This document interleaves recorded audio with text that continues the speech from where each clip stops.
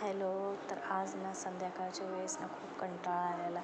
मग मी विचार केला की चला आज ना फ्रीज साफ करायला घेऊ. मग लागली फ्रीज साफ करायला. माझं ना फ्रीज खरंच खूप घाण नसतं, पण मला ना सवयच लागलेली आहे की थोडं खराब झालं ना की साफ करायचं, जास्त खराब होण्याची वाटच बघायची नाही. कारण की जेव्हा जास्त खराब होतं ना तेव्हा साफ करण्यासाठी पण खूप वैताग आलेला असतो. म्हणून मग घेतलंच फ्रीज साफ करण्यासाठी. जास्त घाण नसल्यामुळे असं सुक्या कपड्याने असं पुसून घ्यायला लागलेले.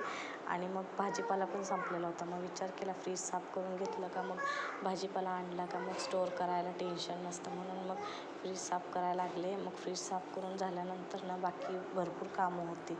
त्यासाठी बघा फ्रीज साफ करून झाल्यानंतर किती छान दिसायला लागले, क्लीन एकदम. मग आतमध्ये थोडं काय खराब झालेलं होतं तेही पुसून घेतलं. आणि मग बॉटल्स वगैरे पाण्याने भरून ठेवल्या आणि सगळं सामान सेट केल्यानंतर बघा फ्रीज काही असं दिसायला लागलेलं आहे.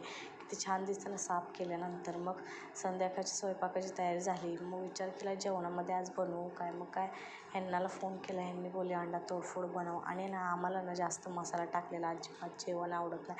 हे कसे गावाला राहिलेले आहेत, ह्यांनाला ना साधं सिम्पलच असं जेवण आवडतं. मग काय फक्त जिरं, राई आणि कढीपत्ता आणि लसूण टाकूनच हे तोडफोड बनवलेलं आहे. खायला पण इतकं टेस्टी लागतं ना, खूप छान लागतं. मग जेवणामध्ये पण चपाती, डाळ, भात आणि अंडा तोडफोड बनवलेलं होतं. मग काय तेच घेतलं जेवण बनवून. आणि ह्यांचा येण्याचा टाईम पण झालेला होता.